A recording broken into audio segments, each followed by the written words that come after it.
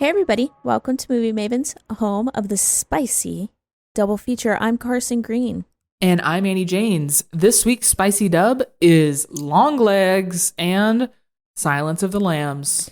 Dude, honestly, this feels like after watching Silence of the Lambs, this feels like 1-to-1. Yeah, it's like 1-to-1 plus the supernatural version of Silence of the Lambs. Yeah, it's literally copy paste, like add some sparkle. Some sparkle. That's a cute way of putting the devil and creepy dolls and being a psychic. But no, it is sparkle for sure. Yeah. Well, let's jump straight into it. Without further ado, let's talk about Longlegs. A letter was left with the bodies. We have 10 letters like it over the past 30 years. And all of them signed with one word. Longlegs.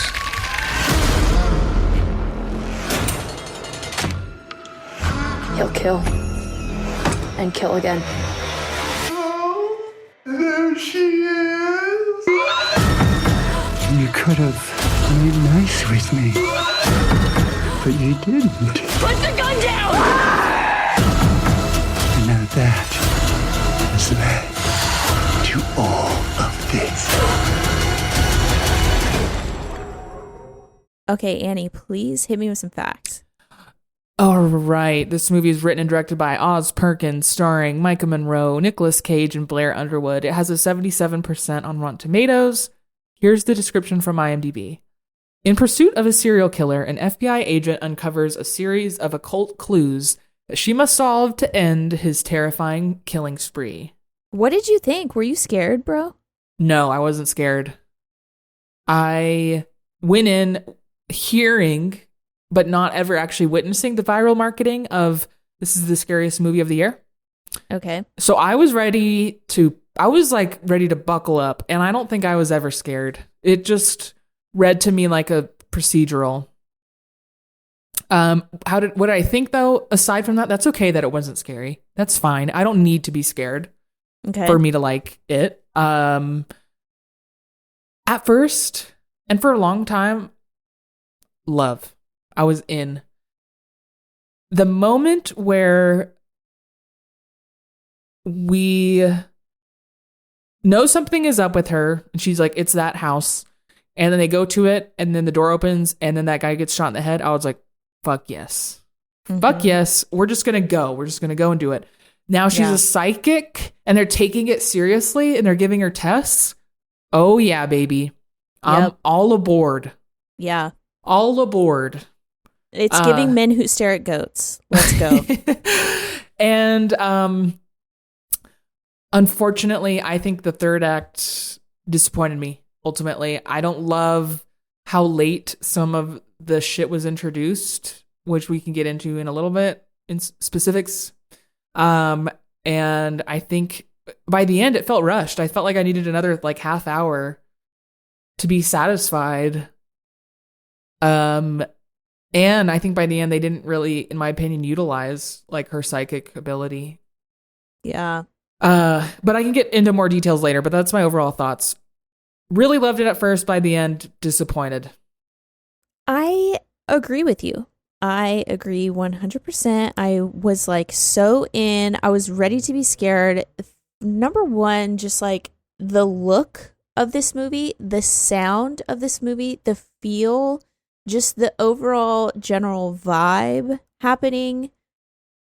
Love. Oh my God, the little cuts of the snakes. Mm-hmm. The vibes are thick. The vibes are thick. Dude, the vibes are very thick. And it's like satanic in a sexy way. Never thought I'd say that. Well, here we are. But here we are. And yeah, I agree. I think it really, unfortunately, falls apart in the third act. But I don't think that it's the third act's fault. I think that we weren't set up properly. I think that it did not explore what it needed to explore for act 1 and 2. You know what? I'm on your side. Because by the time the dolls were introduced, I was like, those should have been in this movie. Yeah, right. You're right. And the Like- beginning was so slow, which I was fine with, but it didn't Me need to too. be, considering I think we should have been learning more. Yeah. Like, I would have loved to see, you know, at the beginning of Act 2, like maybe Longlegs making a doll. Yeah. Maybe like made that connection. Let's connect these dots, but we as the audience don't have them connected yet. Right. Just something, because it felt almost like out of left field. And then the idea of like the doll's brain being enchanted or something. Yes. My take on that is that the metal ball like is this device that the devil uses to control the families and the daughters. So like you get a doll with this metal ball in it, and then you're under the devil's control, because like when the mother shot the metal ball, that gray stuff came out of it, and then it came out of Micah's head. So that was like my interpretation of it. But then you stop and wonder, what's the point of the doll? And then you stop and wonder, what's the point of Nicolas Cage actually? And then I think it's funny because to me, I'm like, the devil's like, oh my God, I got a warrior. I got a warrior on my side. And then it's Nicolas Cage and all those prosthetics. And he's like, oh God, how am I supposed to use this fucking guy, this fucking weirdo? So it's like he needed another worker. Anyways, that just makes me laugh. But what did you think of all that ball doll cage business? Yeah, I think it just like didn't come together in a really cohesive and seamless way. Like, I'm thinking in particular where we get the first doll and we take it to the coroner or whoever, the medical examiner, and they're like, can you open this? And he's like, yeah, I mean, I'm pretty sure it's hollow, but sure. And then evidently he opens it. Okay, and then cut to, then we're with, is it Kiernan Shipka or Elle Fanning? One of them. They look the same to me. It's not Elle Fanning. Okay, and then she's like in an asylum, and she's been under the spell for all of these years. And we're supposed to make the connection that the doll with the ball being cut in half is what brings her out of this like delirium. I did make that connection. I didn't. I was like, because not then in the they're moment introducing, though. like, I didn't make it in the moment. Right. It's when the Me metal neither. ball got shot later that I was like, err. Yes, but I think like that's just it was a little messy how they handled that though, because they're like cutting back and forth between, like he said something to her, talking about Longlegs who went to go visit her. He said something to her. He did something to her. He's the one who took her out of this spell. He said something to her. So I'm like down this route.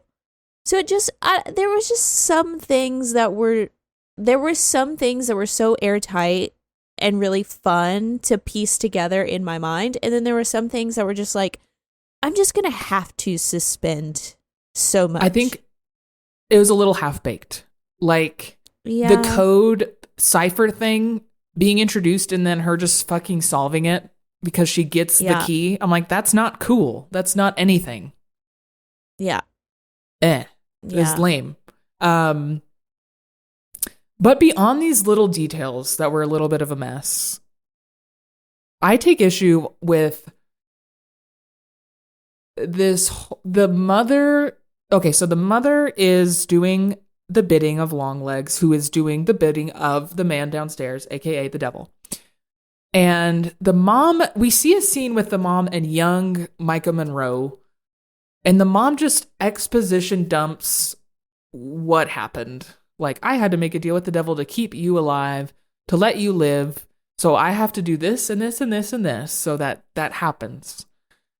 And I'm like, why are we not seeing that? Why are we not seeing this crazy sacrifice you make for your daughter? Like, yes, we're seeing her deliver dolls in a very fucking suspiciously large box that takes me out of it. And I'm like, who the fuck would accept that gift? But we're not seeing the deal. We're not seeing the please spare my daughter. Please spare my daughter. I'll do anything. We're just told. And that would have made it way more strong, in my opinion. Because by the end, Yeah. I don't care that Micah Monroe has to shoot her mom.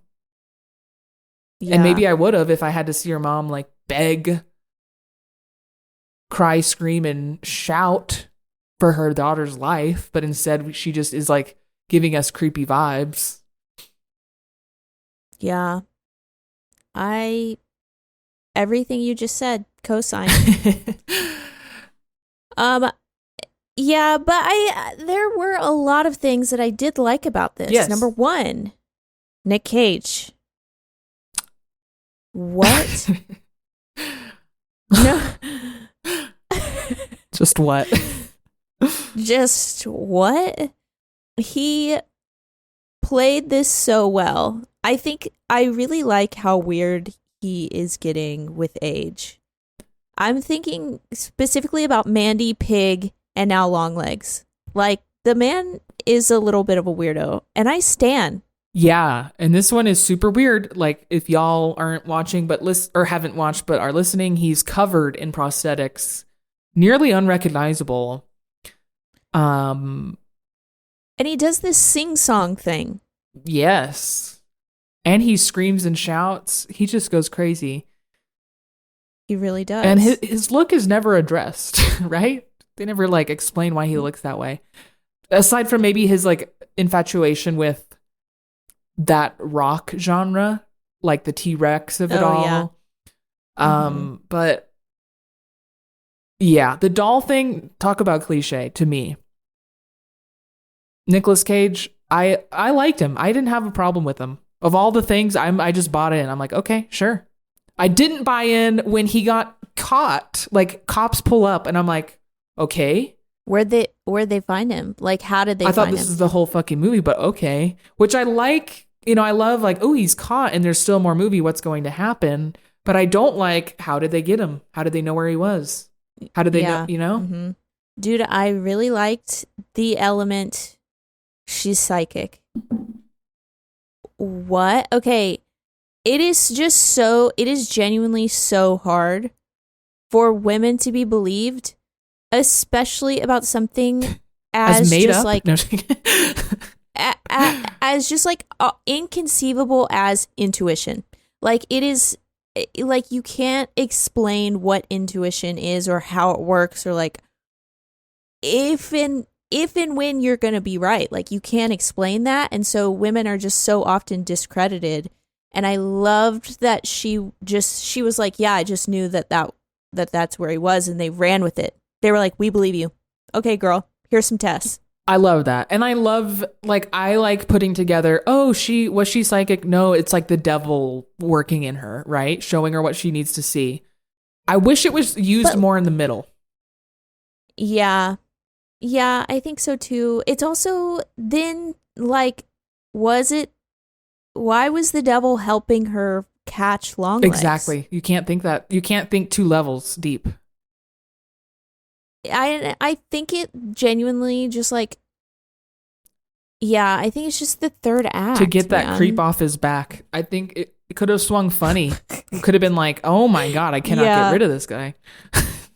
Yeah. Yeah. But I also really like, there are some really creepy moments, like when she's alone in the house and we see Longlegs like out in the yard. Great tense moment. Spooky, bro. And did you see like the devil behind him? Yes. Like silhouette? That was really cool. I like that. Spooky. When the mom shoots the other cop woman. Crazy. Oh, great moment. So insane. I also really like that this takes place in the 90s. I'm not sure what or how it adds to the story. I don't think it really does, but I just love a nostalgic throwback moment. Yeah. And I love how the way they told you it was the 90s was Bill Clinton is it's like on a wall. and the payphone and just like the cars and the outfits everyone was wearing, like, yeah, it was aesthetic. Are you ready to score it? Longlegs is a full and solid 6 out of 10. That's my score. Yeah. Movie Maven score 6 out of 10. I liked my time watching it. Ultimately disappointed. Yeah. Likewise. Okay, let's move on and talk about Silence of the Lambs.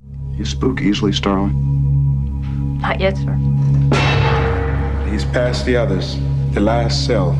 I'll be watching. You'll do fine. A killer is on the loose. Keeps them alive for 3 days. Then he shoots them, skins them, and dumps them.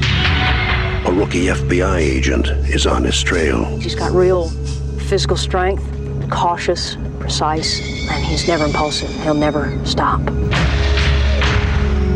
But in order to track him down, she'll have to match wits. I'll help you catch him, Clary. Believe me, you don't want Hannibal Lecter inside your head. With the darkest of all minds. Okay. Oh my God. I'm so excited to talk about this movie, actually. Okay, Annie, please hit me with some facts. Okay, this movie came out in 1991. It was directed by Jonathan Demme, starring Jodie Foster and Anthony Hopkins. It has a 95% on Rotten Tomatoes. Here's the description from IMDb. A young FBI cadet must receive the help of an incarcerated and manipulative cannibal killer to help catch another serial killer, a madman who skins his victims. And I think this won a ton of Academy Awards, or at least like the big ones. Best actor, including best director. Best actor. Yeah, best actor, director, picture, actress, adapted screenplay, film editing, and sound mixing. Huge. Dude. Sincerely, one of my favorite movies ever made. Wow, one of the favorites. One of my favorite performances ever, Anthony Hopkins, just like one of my favorite characters. Like, this is like God tier writing. This is impeccable. There are so many just like little tiny nuggets. This is so airtight. It's almost like after having watched this again after watching Longlegs, I was like, oh, this is what Longlegs needed to be. This is what Longlegs wanted to be, that just they could not get there. Because it's just like there's just almost no comparison. Yeah. It is like a masterpiece compared to Longlegs. And it kind of is. Like I think the moment that Hannibal is in the cage within the big building, like he's been transferred. Yeah. Until the end of the movie, every second from that moment till the end is perfect. Yeah. And that's the third act. So, and that's how important the third act is. Like, there are so many crazy iconic scenes that I'm like, is this the first movie to have done this? Where, for example, the like Hannibal swaps one of the bodies with himself to escape. Bro. And the blood, but the way you find that is like the blood dripping from the elevator, and then they look up, and then they have to get a mirror, and they have to look up there, and he's up there, and it's scary, and then the body drops down. Like, all of that was so perfect. So good. And then the biggest one is the wrong house swap of where is Jodie Foster going and where is the fucking SWAT team going. And we think the SWAT team is going to Buffalo Bill's house, and Jodie Foster is just investigating another house. But no, she's at fucking Buffalo Bill's house all alone. What a spectacular twist that I have seen movies do since, but I don't know if this is the first. It got me again. I can't believe I didn't remember it, but I love it. Impeccable writing. Just two of the smartest characters ever. Like Hannibal Lecter, Dr. Hannibal Lecter is just incredibly smart. He starts psychoanalyzing her from the moment he lays eyes on her. And he tries so hard to get in her mind. And as soon as he realizes that he's not going to, just like the respect that he gains for her is so, it's impressive just how tightly that character is written and how well it's played by Anthony Hopkins, who only has something like 18 minutes of screen time for him to win Best Actor. That's insane. And then Clarice Starling, who she's a cadet, dude. She's not even a full-fledged FBI agent. Literally one of the greatest investigators on film. She's so fucking smart. When she came at him and she was like, Lewis friend, you mean fool's gold? I was like, girl, oh my God. It was so good. It's just so smart, dude. Like, she has a backstory. She does. And she is disrespected on screen by every man. Yep. Every single man. They really did a good job of showing it's a man's world. They really did. And I loved it when she called her boss out. And it was so simple, too. Okay, so he says to her, he's like, You really didn't like that. Something like that. Yeah. And she says to him so simply, it matters. What you say matters. Read him, girl. Tell him. I love that he one brought it up. I was like, oh. Yes. But two, that she said, it matters. They look up to you. It matters. Yep. And that he took that and said, yes. But you're right. That was like a soapbox moment.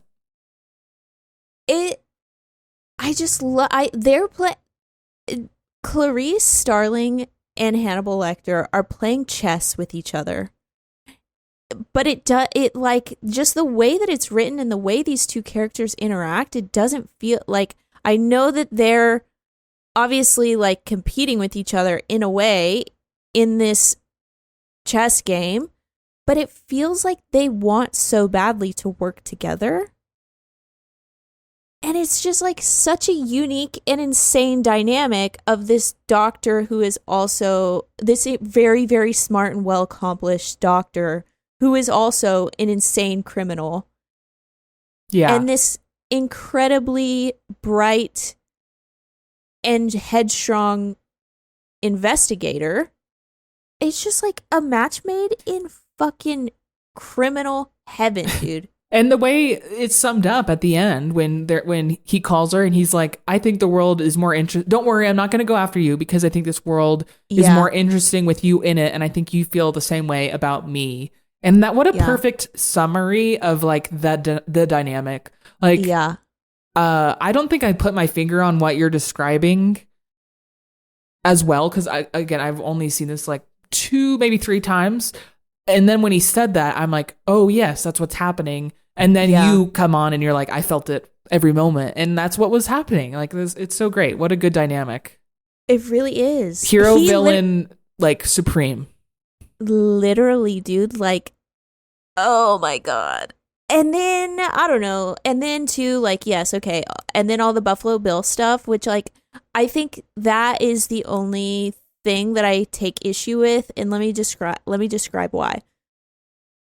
Okay, so they make him out okay, so he is playing this like quote unquote trans man. He's like making a suit out of women's skin so that he can put it on so that he can become a woman or feel like a woman because he was denied surgical sexual like gender reassignment as they called it in the movie, I believe. Yes. Yeah. But they said that he got denied because he had all of this trauma and all of this like just all this really fucked up shit happened to him, and that's why he believes that he's trans. Yeah, the way they described it in the movie was like he had so much wrong with him that he thought it was like this, he thought he was trans, but in reality he had all this other trauma. That's how they described it. That's really tired, and I feel like that hasn't aged well because obviously like trans identity is completely valid, and I feel and they're just like invalidating that by saying like, oh yeah, no, he's not trans, he just has trauma. That's it. Yeah. Yes. And I also take issue with when they're showing him like he's wearing like a scalp, which is cool and crazy and insane, but he's doing his makeup and then he like tucks his dick and then backs up. I take issue with that because I think the filmmakers are trying to like villainize basically a trans person in a way to be like, whoa, look at this freak. Yeah. And some like I don't know, sometimes a movie would be okay. I get it's also from 1991. Yeah. And ultimately, I think they tried to be right, and maybe they were right at the time. But I think that. But just be warned if you see it today. Yeah. But at the same time, yes, like I don't like how that was handled, but I do really like the Buffalo Bill character. Oh my God, what a backstory of like he comes from a seamstress background or a tailor background, and he just is like, well, if I can't become a woman surgically, then I'm just going to make a woman's suit. What? The reveal, how do you reach that conclusion? When she sees like the pattern in the dress of like the same pattern he's cutting skin out of, I was like, whoa! What a fucking reveal. And then Precious, his little dog. I love that element. And I love that that girl is like, I will fuck your dog up to survive. And it's like, that was legit. Like anyone probably would. And then she's carrying it out at the end. She's like, this is my dog now, bitch. We're trauma bonded. Yeah. I also really like his voice. His voice is so deep. Like I can't think of a more unique voice. Oh my God. Other random thing I just wanted to shout out is when Hannibal Lecter, when he first meets Clarice, he calls her a rube. And he tells her that she's only one generation away from being white trash. One, I just identify with that. And I'm sure you can too. Fellow Alabamian. I was like, I'm a rube. I'm a hillbilly, okay? And two, to be represented on screen like that. I was like, wait. Honestly. I love this rube. I love seeing rube on rube, like game recognized game. I never get to see that. Dude, I caught the rube comment too for the first time. I was like, oh my God, I need to start using that. I do too. Oh man. And he is reading her to filth. He's clocking her. Like, you got your cheap shoes. That bag was a gift. I smell your perfume that you only wear sometimes because you can't afford it. Yep. And he brought the shoes up multiple times, which made me laugh. Like he couldn't get over the cheap shoes. It was like a Jack Donaghy. It was like if Jack Donaghy from 30 Rock was a serial killer. Oh my God. Okay, well, what a great film. Sincerely an amazing film. I also quickly really love the story of the title, that it's like, so it feels so nested, like the Silence of the Lambs. Like, okay, like when we're talking about Longlegs, don't look a layer deep. In Silence of the Lambs, there's like 10 layers of like very, very, very explorable ideas here. Yeah. And I love the title Silence of the Lambs, the way that it's explained, the way that we get there. It's really fun, dude. It is. And it's a unique backstory. Like Hannibal is like searching for really typical trauma in Clarice, and it's not typical in a way that I like.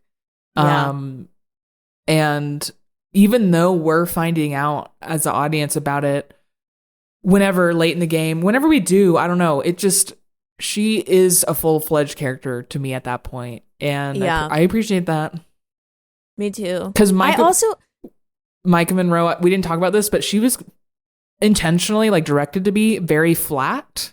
Yeah. And so it was really hard for me to connect with her. And I get that, like, yes, she had the devil controlling her, and that's why, but it didn't make for interesting viewing. Yeah. Clarice, on the other hand, you could tell, there were so many moments you could tell she was scared. She was afraid, but she kept going, dude. She like looked fear in the face and was like, I'm gonna make you my bitch. Oh man. And the night goggles, I was like, oh my God. Then I realized, I bet that's where the inspiration for Lights Out, is that what that, not Lights Out, Don't Breathe came from? Don't Breathe. Oh yeah. I will say too, Micah Monroe has to scarily walk around with a gun, and she's breathing really hard. Yeah. And I appreciated that. And Jodie Foster was doing that here too. I feel like they both portrayed fear pretty well in a way that is not pretty. Yeah. Which I appreciate. Yeah, me too.